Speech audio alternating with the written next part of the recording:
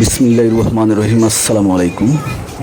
তলাবুল ইলমি ফারিদাতুন আলা কুল্লি মুসলিম।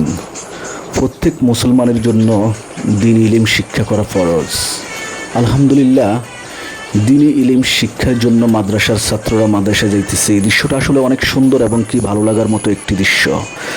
আলহামদুলিল্লাহ, ওদের মতো একসময় আমরাও ছিলাম, আজ বড় হলাম। এখন বুঝতেছি যে আসলে ছোটোবেলার জীবনটাই হচ্ছে সবচাইতে বেস্ট এবং আনন্দময়, যেখানে নেই কোনো হিংসা, নেই কোনো বিদ্বেষ, নেই কোনো ঝামেলা, নেই কোনো টেনশন। হয়তো ওরাও এক সময় যখন বড় হবে তখন বুঝতে পারবে যে আসলে ছোটোবেলার জীবনটাই হচ্ছে সবচাইতে ভালো লাগার মতো একটি জীবন।